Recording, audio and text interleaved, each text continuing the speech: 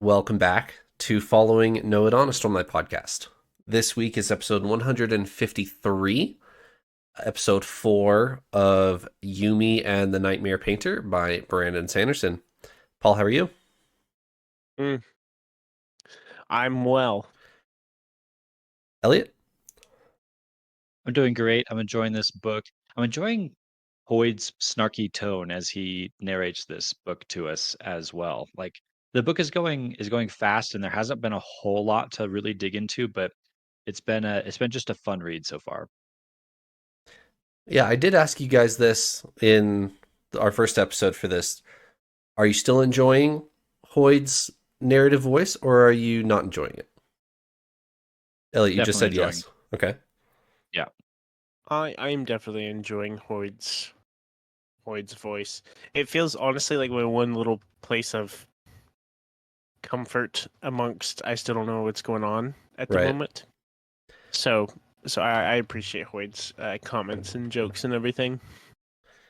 I'm a big Hoyd fan in general, so getting a story where Hoyd is telling it to me the whole time, I I'm obviously going to greatly enjoy that.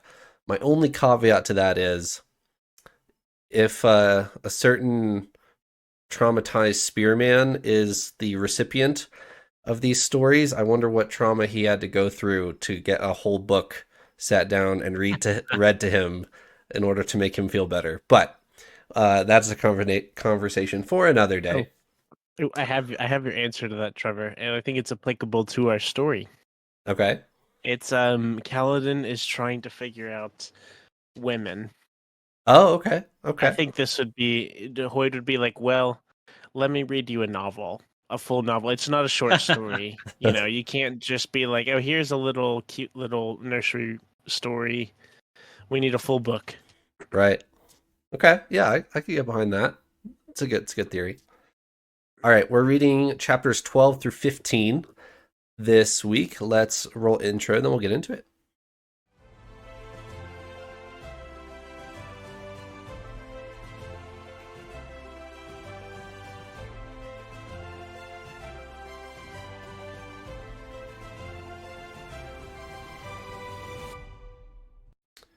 All right, gentlemen. This is the podcast where three married men get to talk about women going shopping and comparing bra sizes. So thank you for tuning in, and we can discuss that in length for chapter 15. But before we get there, another ritual bath scene, Paul. Take us away for chapter 12. All right, guys. So today we're going to be talking about this ritual bath scene. It's definitely a highlight for me of all the Cosmere stuff we've read. Okay, I can only keep that up so long. um, so it is. I think the second time was actually better than the first time for me because I feel like this time I'm just laughing at it. I'm kind of letting myself just like laugh at it and think that it's kind of funny and ridiculous the scenario that our characters are in, rather than this being a really awkward scene, if that makes sense. Sure. Kind of just going with it at that approach. Um, so um, we chapter 11 where we just were the end of the last episode. We're jumping right into chapter 12. We're right back on Yumi's planet, and I feel like this is like the second time our characters are here together, right? So I feel like this is starting to venture into a more, instead of, oh my goodness, what's happening? Who are you? Why are you here? What is wrong? It's a I they at least know who each other are here. Right. Like she knows more about Painter. She's seen through his little hero facade. And it's more it's more settling into the despair of what the heck is happening. What do we do to fix this? Because you're no hero, that kind of Right. thing, which sounds kind of sad. Um, I also want to point out that there are specifically two different sections in this episode where we've kind of gotten past the original trauma of we've just swapped bodies, what the heck is happening? And they're beginning to notice each other as like people with their flaws and their strengths, and they're beginning to get into that more traditional awkward teen of like, oh, you're pretty cool to hang out with, or wow, you're really pretty. That there's a couple of those um just moments in this episode of noticing each other as people as opposed to like a spirit from another planet or whatever. Which chime in on that too here. The I'm trying to figure out. We mentioned this before in last episode. What this story is about. Not just what is the plot. What do our heroes have to do to save the day? What quest are they on? But even just the what's our character arc for each of our protagonists here. Usually, a body swap story is all about what does each of the two people need to learn about the other.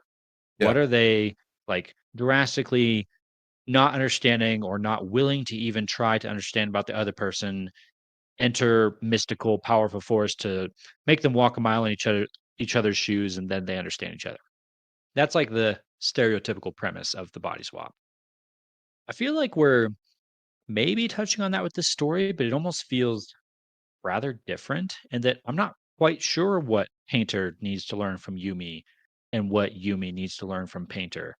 I mean, I can probably point out some things that I think Painter needs to learn from Yumi about maybe just self discipline and maybe dedication or something like that. But yeah, I don't know quite where it's going with the two of them. Where do they need to get to as characters yeah, to resolve this? I'm very curious about that. Okay. I have 2 points to make. One is I would like to respond to what Elliot was saying, and then I have a separate thought, which I would like to be taken with a grain of salt. That's your precursor. Um, with what you're saying, Elliot, I don't know exactly what our characters are supposed to get from each other, but something that I'm thinking of, these are maybe more general observations of our characters. Painter seems like a relatable human. okay, As we are humans on Earth, I can picture Painter's life. He works, he has his like apartment in town. The social rules seem to be fairly akin to Earth. yeah, Yumi, I don't know how to relate to, so it's a difference of like urgency and importance, right? Yumi, I can't credit or discredit her life. I don't know fully the importance of what she does. I don't know fully the importance of her world. It's vastly different from how we understand life, quote, normal life on Earth outside of fantasy, right? So it's hard for me to equivalate. Is that a word? it It's hard is for me now. to. I don't think that's a word. Just use it So and sorry. go. It's really hard for me to equivalate Yumi's perspective and figure that out. Um, but Equivalate. with that being said, I have kind of a nagging. Okay, it's not a word. Trevor's confirming. I'm so sorry about that. Um, I've had a nagging thought for a while about what is this book? What is this book? What are we going to be shown? What is this? I've had the joke in my head that this is a fantasy rom com. Yeah, It's just like a ridiculous like rom com, right? And I actually made a note on my phone, very briefly, just a couple top examples that I could think of like comparisons between our characters here and like uh I guess a normal, I guess you could say, I don't know, dating, relationship, marriage, like comparison. The first point that I wrote down, and I'll take this all with a grain of salt. This is very kind of stereotypical, but the first thing that I put was that Pater really portrays himself as a hero initially, and it's kind of a lot of like overselling, masculine overselling, and then she sees his like room, and he's just kind of a slob and kind of an average Joe, right? yeah. Just like nothing particularly special. She goes and she's like, "Oh, you must know Painter. He's such a hero," and everyone's like, "A hero? What are you talking about?" You know. Anyways, um, something interesting I thought was the objectives of each half seem almost kind of fruitless to the other, which I think you could say, sometimes getting into the weeds a little bit, but sometimes you could look at like a partner's like hobbies or interests or things and be like, what's the point in that? Yumi needs to stack things to relieve stress, and you're like, what are you doing? Right. That's just really bizarre. Warm versus cold. I feel like that's a stereotypical guy and girl thing. At least in my life, I'm always really warm.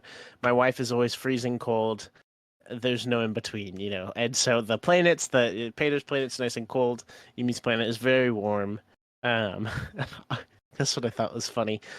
Whenever they're at Painter's apartment or home, um, he makes a comment whenever she sees his clothes that are just kind of all over. He's like, I always fold these right out of the like this is so uncharacteristic for me. I always fold these right outside of like right after being washed. And I was like, that is a common lie I've said myself. I When have people certainly come said over, I'm those like, words before. yeah. Just like, ooh, so sorry that I always fold these. This is an off day. Right. And then also his remarks toward Yumi whenever they leave later of how many layers is she wearing? It's like, I know you're probably cold, but she's wearing like 4 layers. And I was just cracking up about kind of comparisons I feel like with stereotypes in relationships and guys and girls and stuff. So I thought that was really funny and kind of wanted to share that. That's just been eaten at me. That maybe this is just Brandon Sanderson's fantastical romantic comedy. So, anyways, with that aside, we can go forward. But I just really had to get that off my chest. And tying this into an actual point, actually, sorry, one more thing. What you were saying, Trevor, or sorry, Elliot, earlier about like maybe there's something that our characters will kind of take from each other. I'm thinking that could, on a serious note, that it could end up being where the different characteristics of our characters ending up, like honestly, at the end, like each of our characters ending up a more like well-rounded individual because of the other. Yeah. And I think that is also like pretty true with a depiction of a relationship or marriage or just spending like learning to be with another person, right? There's some give and take, there's some working through things, there's some differences which seem odd, but you kind of work to make things work, right? And I think that could actually be a thing. I don't think that will actually be our main storyline. I don't fully believe that, but I think that's a neat little like that's what I'm kind of running with at the moment. It is as something that could be pretty, I guess, noteworthy, like a good lesson to tie up in a bow at the end of the book that our characters may take something fruitful from the other, and that may be kind of the story may be the friends we've made along the way kind of thing, Who knows? The book is dedicated to his wife Emily. Yes. So I wonder how much of this is taken directly from conversations that the two of them have had, maybe about the laundry Yeah. or how many layers of clothes they wear when it's cold.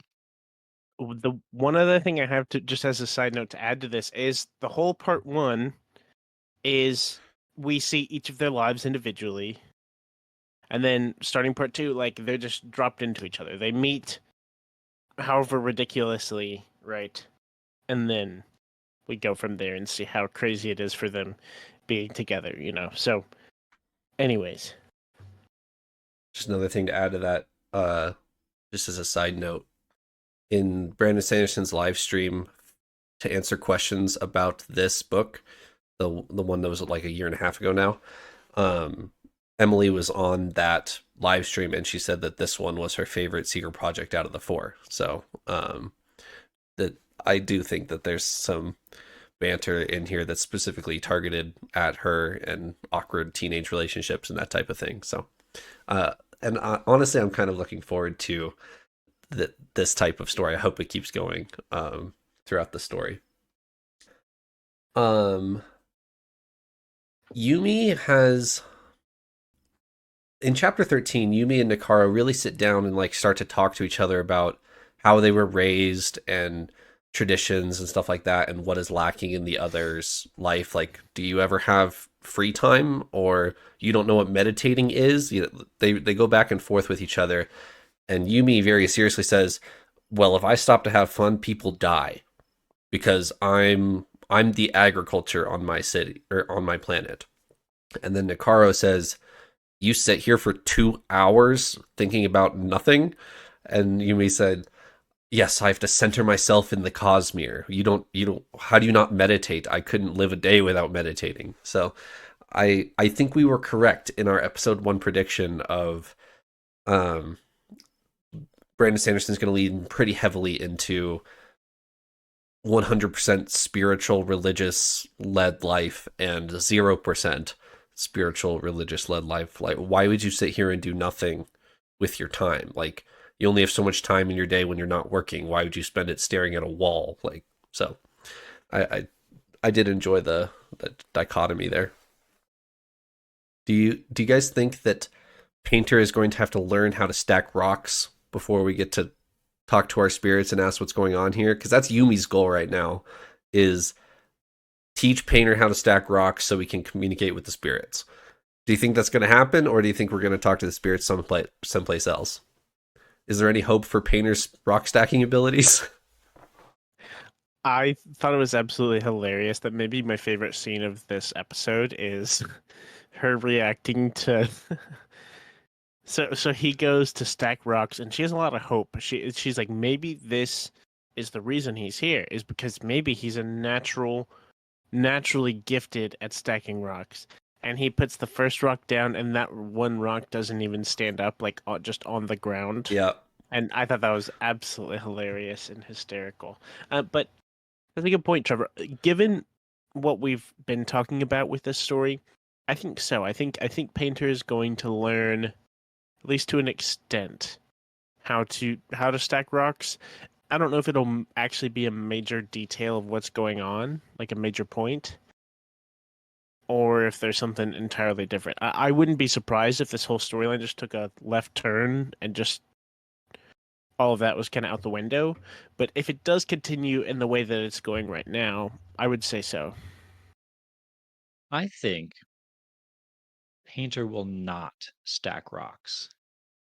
I think that they're going to have a revelation at one point and realize, I think they know this already, but they just haven't put two and two together. It's not rock stacking that draws spirits. Yep. Yumi knows this already because she's made reference to it. It's the art that draws the spirits. It's the creative ability that Yumi can display. Painter can do that. Painter is an artist. He's just not a rock stacking artist. He's a painting artist, hence the name. And so all they have to realize, I think, is that Painter needs to paint instead of stacking rocks. If he can find that creative spark that he's missing Yep. and then paint something glorious, maybe like on the ground, 20 by 20 foot amazing depiction of something. Maybe that star artwork that he tried to do on the wall and failed on back Yep. on his previous planet. And that will be the bit of creation that draws these spirits, like creation spren might be drawn to just anything creative on Roshar. That's my theory. I think I think I think you're 100% correct, Elliot, and I'll add to it real quick here. Um, we've had several references to Painter and his jaded self and his maybe troubled past of what an internal dialogue from Nicaro saying, "My whole life is a wreck, but if you need me to stack these rocks, I will stack these rocks. Whatever you need me to do, I will do it. In recompense for what has happened in my past." Like, there have been several things like that, but we've also gotten the indication that Nicaro actively avoids actually painting. He only paints bamboo because he doesn't have that creative spark. And I wonder if it's something traumatic. We talked about this in our second episode, is I think that there's a mental block there for him that I assume he was going to have to deal with at some point in this story. And then yes, I do think he can then create his painting masterpiece and summon spirits that way. I'm not quite sure if it's going to happen exactly like that, but I think that's an even money bet. That's a good point. My one question is, if that is what we will see from Painter on Yumi's planet, what is gonna be happening on Painter's planet? Yeah. Is my guess would be that with that spark coming, like with Painter regaining that like creative spark, that he can then go back maybe and defeat the nightmare on his planet. I could believe that to be Okay. the case, but I'm not sure. It's a really tough question that pops into my mind as well, because I can see how Painter might be effective in Yumi's role with that art. I can't really picture how Yumi's going to be effective in Painter's role. I'm not sure that she's going to be able to defend against a nightmare with stacking rocks. Maybe I'm wrong. Or Maybe you dirty can bowls. stack rocks and or or stack something and turn the nightmare into stacked something. But it doesn't seem to fit in the way that I can see them kind of figuring out things on Yumi's planet a little better. I could see it working against a nightmare. All you're doing is, or at least I assume this is happening. All you're doing is turning said cognitive shadow into your perception. So I could, cause it's the same thing as the flame spread on Roshar, right? Where the two ardents in the interlude walk Mm-hmm. into the other room. They write on the tablet, the flame spread is 3 inches tall. Whoa, it's 3 inches tall. It's a perception cognitive realm interaction here that we're talking about. I could see it working as well with I'm going to stack rocks in the shape of a teddy bear, and the nightmare turns into a teddy bear. Yeah. Yeah. Just as a side note here, and kind of maybe a new conversation, I am more drawn to, I think this is like the Kaladin Shallan debate in The Way of Kings. I am more drawn to Painter's planet than I am to Yumi's planet. I'm enjoying my time more, especially in chapters 14 and 15. I think it is more fun, it is more interesting to me. The visuals are more striking in my mind, just as a mental movie that I'm having. I'm enjoying the scenes more of Nikaro's planet and Yumi walking around as Yumi in Nikaro's world. I'm enjoying that storyline more than Nikaro trying to learn to stack rocks. Well, that being said, Nikaro pushing rocks together and calling it stacking was rather comical, and I will give you that, Paul. But uh, I'm enjoying a lot the visuals of Nikaro's planet, and I'm really looking forward to whenever we're there. What do you guys have strong feelings? I don't know if I've fully formed my opinion on that yet, but I think I'm leaning the direction you're talking about. Maybe just Yumi's planet is a little more mundane in a way of it's just Painter trying to figure out Yumi's lifestyle, whereas Yumi on Painter's planet, the scope is a little wider. She can kind of do whatever she wants, or there's more going on there as far as the city and television and yeah. Any strong opinions, Paul? Not horribly strong. I feel like I've so far almost I've turned my inquisitive brain down a little more reading this compared to other books we read. I feel like we've had the debate of, is this important, or are we just spending 10 minutes talking about a word that actually has no significance, or Sure. does this have major significance? I think in this book I've turned my brain down a couple notches on digging. And so I don't know that I really have anything to add there. Okay. I want to build off this into a different direction.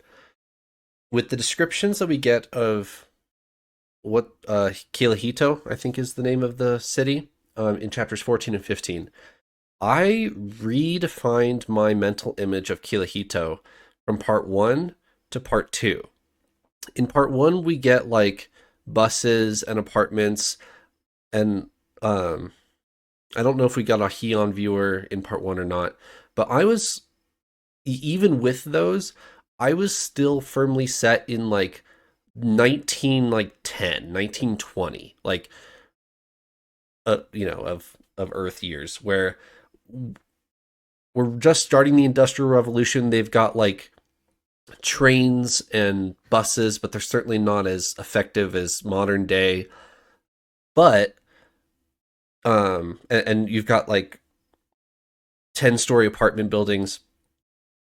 But in chapter 15, when Akane and Yumi walk into this department store of clothes, like that firmly places me in like early 2000s. Like this is a Kohl's that they're walking into, and they and also the use of the word conditioner and shampoo, like that is modern day. That's like not 1920s. It jumps almost 100 years for me just based on those two words of hot and cold shower, um use of the word shampoo and conditioner, and walking into this department store and there's racks and racks of clothings with dressing rooms. Like I I recalculated my mental image of the city to New York City. Like not quite that big, but way bigger than I originally thought. I definitely recalibrated a few of my mental images in this chapter as well.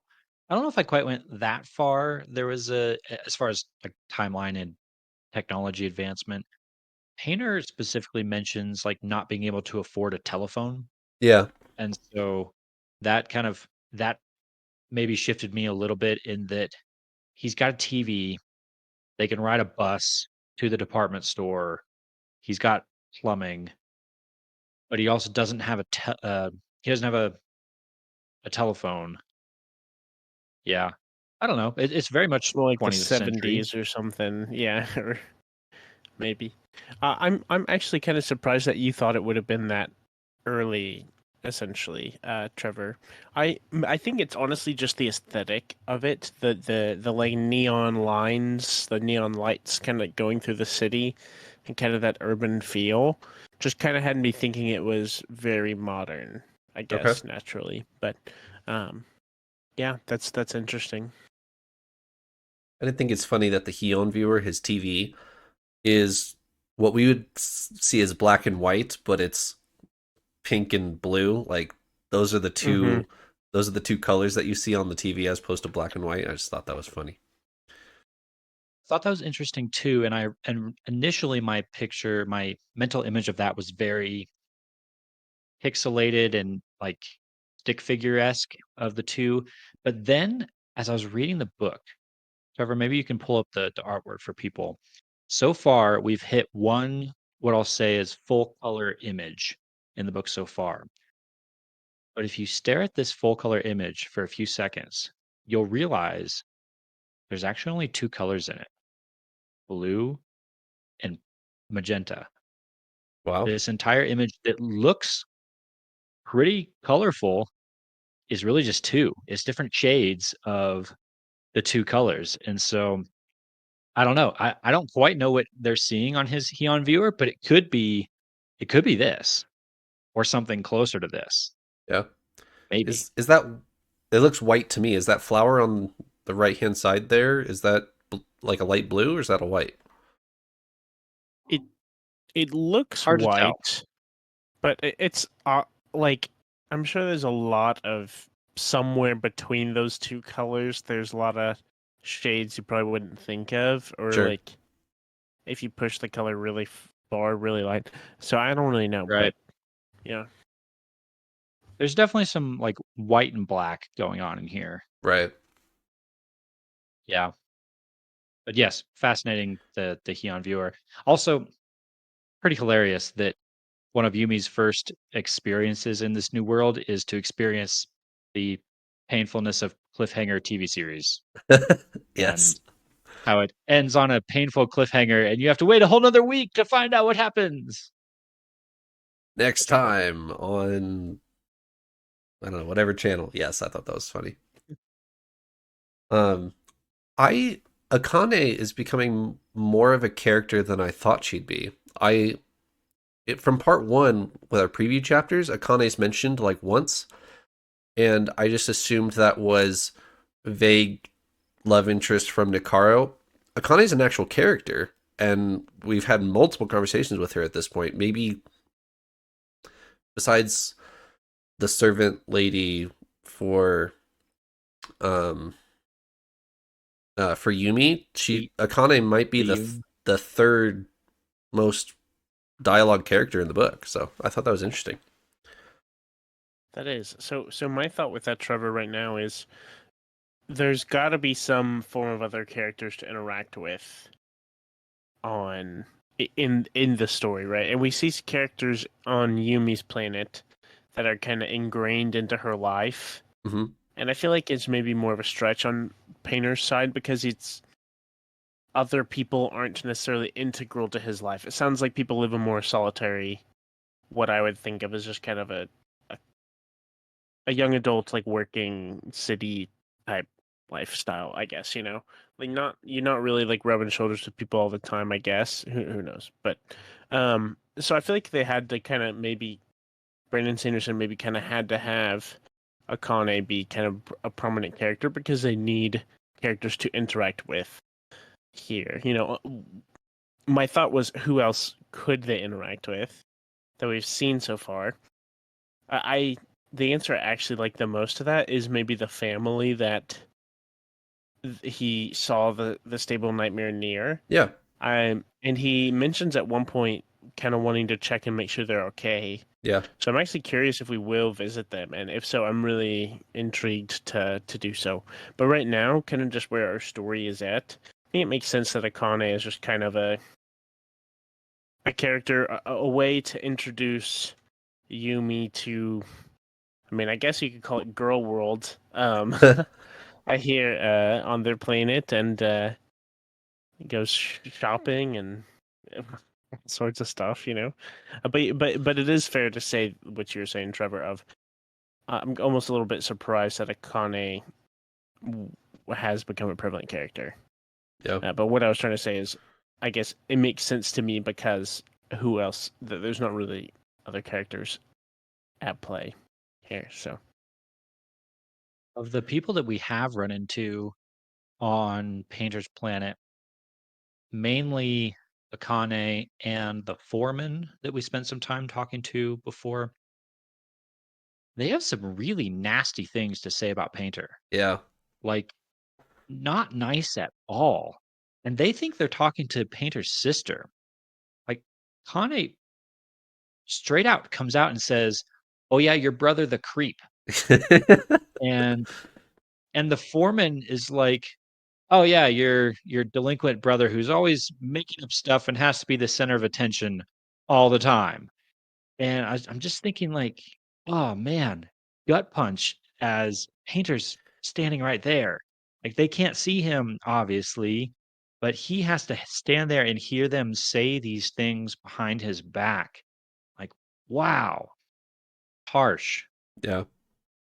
And they're still saying it to his sister. Like, I feel like he would still Yeah, get this information. Like, they're not very you're afraid to say what they think. yeah. It was. I'm I might be jumping to conclusions a little bit too quickly, but I adjusted my perception of Painter a little bit based on those. So far, we've taken Painter as the wants to do the right thing, is maybe a little bit lazy, has something bad in his past that he's trying to get over. He was firmly in the like, at least he's trying stage. As we hear all these other characters talk about him behind his back, I don't know. I don't think I like Painter anymore. And I don't want to jump to any conclusions based on what these other characters are saying about him necessarily, but if his coworkers think he's full of himself and doesn't actually do any good, and the girl that lives across the hallway thinks he's a creep and has bad things to say about him to his sister, man, he does not leave a good impression on people. Yeah. That is fair, Elliot. But one thing I want to say is I feel like we've had allusion to Painter mentions that he's been working for the last several months, right, to kind of rebuild that like Hmm. relationship with Akane, like just a friendship, not like Yeah. a relationship, right? And I feel like we've had illusions that there's maybe something that has happened in Painter's past. So Yes. there could be some just like tragic moment that kind of has everyone in town thinking he's a creep and a loser or self-centered or something. Like just something, right? Gave him a really bad rap, Hmm. which can spread all over town, right? Um, that may not be what it seems to be at first or from other people's perspectives. That is, I mean, that's full speculation there. Who knows, you know? But that's my thought right now. Is it may not be fully that he is a loser and a creep and self-centered and all these things. That it could be, you know, That's a great unfortunate point, circumstance. actually. Yeah, I want to add that into my mental picture of what's going on here. I've been thinking of this ominous event that Painter's trying to recover from in his past as something like further in the past, like 5, 6, 7, 8 years ago. What if it's much more recent than that? What if all these people have this bad taste in their mouth from Painter because he's down in the dumps because of something that happened like 6 months 6 months ago? ago. Yeah, Yeah. that's exactly what I was Yeah. thinking. What if he just had whatever this traumatic experience was and it just kind of wrecked him? Yeah. Did I drop there for a Yeah, minute? For a second there. just 1 second. Yeah. Yeah. One thing I also have to add to this, Elliot, is in I think it's our first ritual bathing scene. We we get a glimpse, a little bit at just kind of I guess the morality a little bit or ethics in Painter's head a little bit of it's an awkward scene and you can hear his kind of internal dialogue. I mean it's a fairly awkwardish scene, but they're you know worried about looking at each other in indecency because they're naked in front of each other, right? And he has kind of an internal dialogue of like it just doesn't feel right to look like if he was truly a creep, like I feel like he wouldn't care or wouldn't Yeah. take into regard this like it doesn't feel right. He would just kind of abuse the situation, if Right. that makes sense. But Yeah. he even rationalizes it a little bit of like it's not I think I could be wrong. I think he tries to rationalize it to himself and he's like no, I can't. It just doesn't feel right kind of thing. And so he doesn't, you know. So, anyways, all that to say, I'm kind of defending him a little bit right now, based off of just what everyone else is saying. But No, I think you're fair. I think you convinced me at least slightly that maybe maybe Painter is a better person or wants to be a better person and might be perhaps the victim of some bad decisions or some kind of unfortunate event that happened recently. We're going to I have to read don't, more. I have to read more. yeah, I And don't know that he's necessarily like fantastic or an amazing person, but he's at least not the worst from what we've seen. Yeah. Like he's not Oh, sure. despicable. He's not bad. You know. and here's what I'll say with it. With the two primary sources that we have, Akane and the foreman, I think both have a very good explanation of Nikaro's very like with internal dialogue we get with Nikaro, especially in part one, he's very focused on keeping to himself and like he's lonely, but he's okay with that. Like he's not super happy with it, but he's not going to go out of his way to try to make friends. If somebody wants to hang out with him, he's fine with that. And I think that's fairly um that's fairly easily explained for the foreman as he's coming off as arrogant. If he doesn't want to talk to us, if he's just here to do his job and like he maybe it's just misinterpreted as he acts like he's above us or something like that as the rest of the painter crew. Whereas and then Akane, she's just been told from Yumi that Akane is one of his concubines. And so she's going to fire right back and say, yeah, like that guy's just a creep. He makes like I've got a crush on you eyes without saying anything to me ever. Like he's just a creep. Whereas Nikaro is just like a awkward dude who doesn't know how to cope with I have a crush on this girl. That's really true, Trevor. Because I forget the scenario of Yumi has told Akane that she has assumed that she is one of his concubines, as he's a famous hero with all these conquests and things, and that would be an honor to be such a person. And she's like, he's telling you what? You know, Right. that is deserving of calling him a creep if your understanding is that he's telling people that you are one of his concubines. Like that's obviously super messed up and creepy. So that kind of explains it. But so uh, kind of going forward a little bit from in these chapters, do y'all feel like we have a clear direction of what our storyline is? Are we kind of assuming that it is our characters are going to learn some moral story or have some like internal character development moment of revelation where they have this spark of creativity again, or digging up some past and dealing with it, or what do we think is going to really be the crux of our story? Well, Personally, I feel like I don't know any further I was than our last episode. I was gonna say the in the in story plot, I guess you could say, we still have nothing on. We're now 15 chapters in. Like, we need to keep a counter from last week. We're now 15 chapters in, and we Mm-hmm. still have no idea what's happening. Still haven't gone to the Council of Elrond. So I really don't know how long that's going to go before we actually find out what's happening here. So, but as far as like the narrative standpoint of what are these characters going to learn or something like that, I do think we're going to lean quite heavily into character growth for Nikaro, or maybe character growth is the wrong word. Maybe healing for Nikaro, off of something that's happened in his past. And then for Yumi, maybe to be less judgmental so quickly. That's maybe the only character flaw I could point at for Yumi right now. She's very um loyal, even if she's not entirely happy. She still does what she's told, um from part one. And maybe we're breaking some rules with Yumi, and that's where we're going with that, and learning that that can be a good thing to speak up for yourself, specifically with the blue dress. In chapter 15, she's making her own decisions, and that's a big deal for her.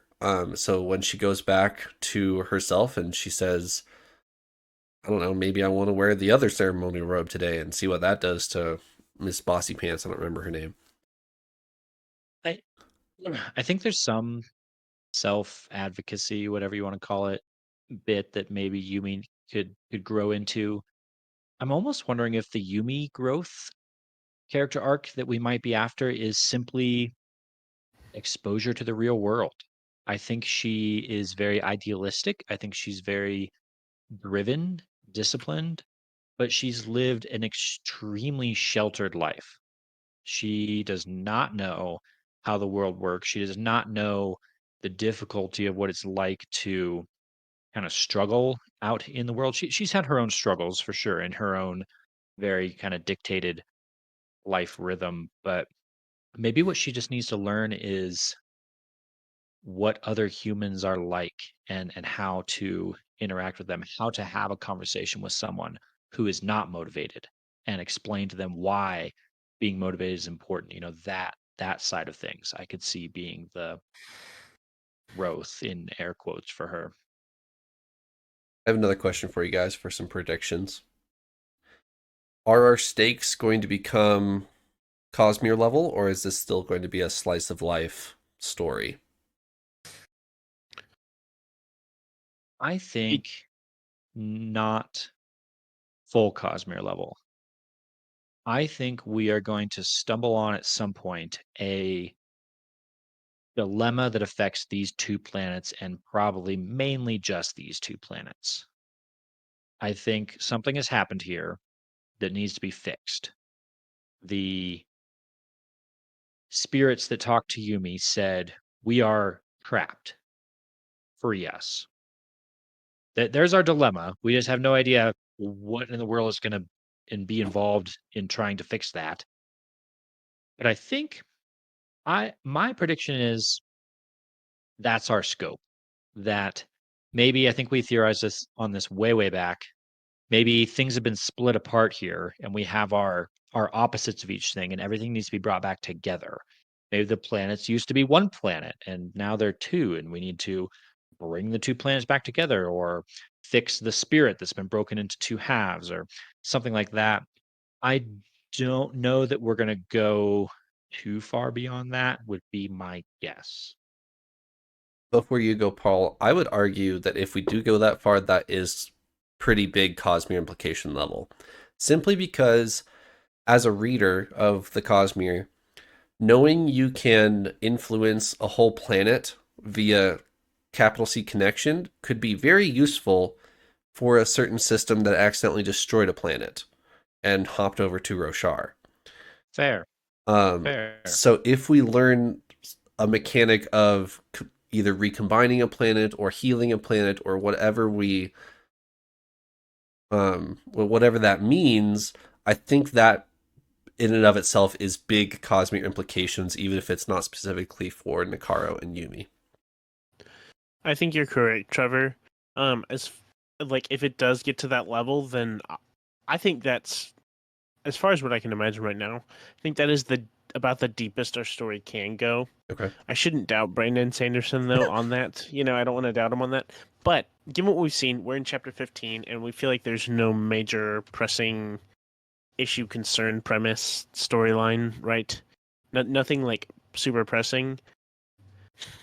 I don't really think we're gonna have anything super Cosmere breaking or that level.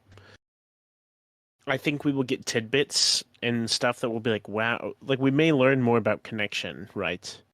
Um, but I kind of think that's gonna be about it. I think it's gonna be more of like a standalone, like maybe goofy, happy story. I really like just the way it's shaping up. I really don't foresee there being any form of like serious tragedy or anything else like that. I think it kind of may end up being this more so like slice of life scenario of maybe it does end up just being some weird, interesting rom-com scenario. I think it is going to go beyond that level, and be much more impactful, I much more like of a strong story.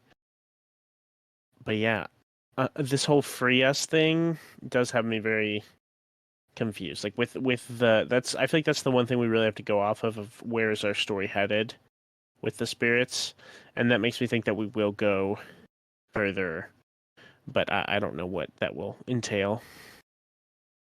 a feasible stake that we could raise with the story we've given so far. I agree with you, Paul, that so far it is very fantasy rom-com, childlike. I wouldn't say childlike. Teen-like humor, awkward. Yeah. Like it's fun so far.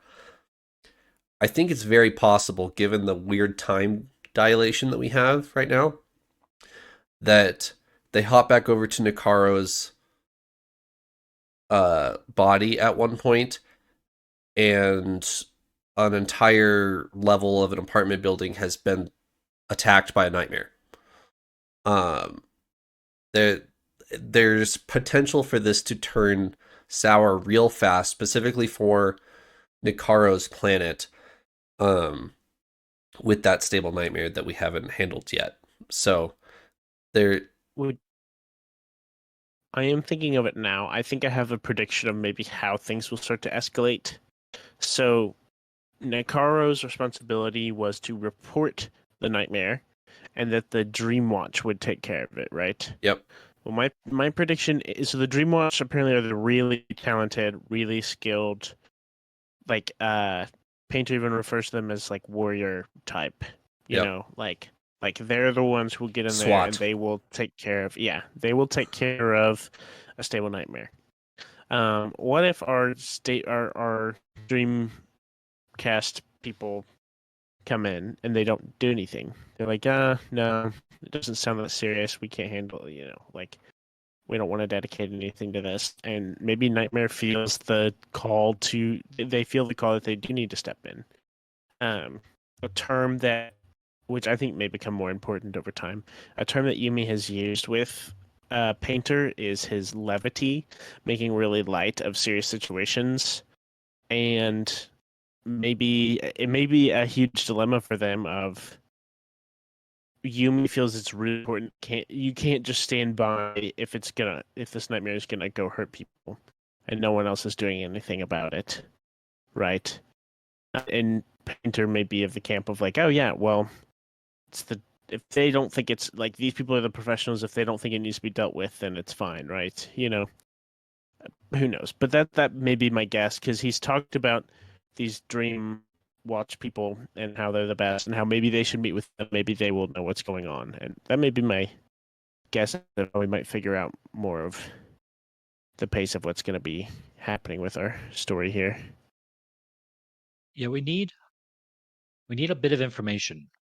I think our heroes, like, we're missing a clue as to what we need to do. It's almost like we need something to happen on probably Painter's planet that gives them that clue. Like Yumi figures out something that she can do that affects the nightmares or gives them a direction to go in. Because right now, yeah, it feels like they're just kind of figuring out each other's lives and on the hunt for clues. So I'm not sure what that'll be like, but I think we need something. It's kind of like as stuff happens to them, they're just being reactionary. They have no idea what to do, which Right. makes sense. Like given the information our characters have, what do they do? So I'm still just eager to know what are our characters going to figure out. What's going to be that turning piece Mhm. where they move differently. I do have a prediction for the long run.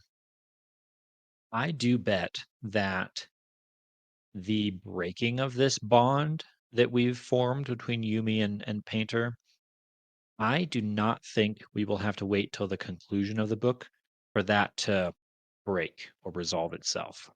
I I bet we're going to get a story flow where halfway through the book, maybe two-thirds, Yumi and Painter figure out how to work together. They understand each other, they get to the point where things are starting to work. Maybe they figure out like some objectives at that point. And then I bet we're going to get a moment where all of a sudden they wake up as themselves and they don't have the other person with them. And they're still going to have an objective that they have to now go do on their own. And that will be like a pivotal moment in each of their development where they have to, on their own, without the other one there to kind of badger them into it, take what they've learned from the other person to achieve an objective. That's that's my fairly random out of the blue guess on how this is going to go. As soon as it starts to work, it's going to break and they're going to have to do it on their own and probably romantically realize that they miss each other in that moment and then the end of the book is maybe they finally get back together and happily ever after. There we go. You think? Do you think one is going to physically end up on the other's planet at the end of the book? I don't think so unless there is some merging of worlds. Okay.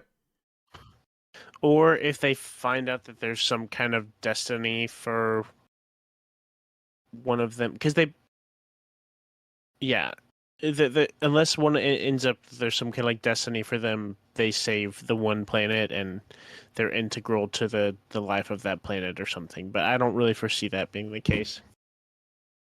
We haven't really talked about it. What's going on with the shroud? Is that what's kind of on the edge of Yeah, Painter's world? it's the Like, Mistborn equivalent. Like yeah, it kind of runs of away the mist. from Yeah, Heon lines, and it's like planet wide. Like that you can fly above it. Painter mentions this to Yumi that scientists have like done some test flights, and you can see other stars above it. So it's certainly like a overcast cloud shroud over the planet. yeah. I think the shroud will be my make or break on whether this is like Cosmere implications. kind of thing. Okay. If Yeah. we never really deal with the shroud and it's just that's just a fact of that planet, maybe we'll stay small scale. If our story becomes the shroud is the problem with the planets, plural, and that's what they have to fix, that feels like maybe Cosmere implication level type stuff. If that becomes the objective, or whether it is not part of the problem. I like that. Anything else, gentlemen? Not that we haven't touched on at least a little bit, I think. Agreed. Yeah. All right. This is my big, like, on the next set of chapters. I'm really hoping we have a clear vision of where we're headed. Oh, really important prediction. Next week, are we going 3 for awkward bath scenes 3 weeks straight? Yes or no? Are we getting an awkward bath scene next week? I think we will. I think we're gonna get another awkward, like, quote, awkward bath scene, and I think it's gonna, our characters are just gonna be like, okay, I'm over this, you know, like, Okay. you know, I think they're gonna be kind of, yeah. I think we are gonna get it, but they're just gonna be like, well, this isn't doing anything anymore. But they have to, like, keep up appearances or something on that planet, you know. I think we're not only going to go 3 for 3 on bath scenes, we're going to go like 7 for 7 on bath scenes. Yeah. I think that's going to be a recurring thing and is going to be our barometer for their relationship. Okay. When the bath scenes are no longer awkward, that's when you know the relationship has started to click or work, or they're starting to open up to each other. When they're no longer like having awkward stare downs at the bath scene, you know things are moving. I don't think we're having an awkward bath scene next week.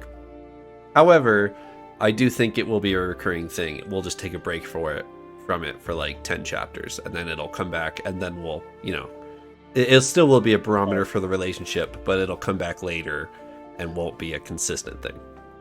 You know what will be pretty funny, actually, is on Painter's Planet, they figure out whatever the heck is going on. They, like, find the purpose. They find something big, right? We have a big reveal, and then it's like they go to sleep, they wake up, and they have to go through a bath scene, and they're just like, like, we know what to do, like, send us back, you know, that stuff.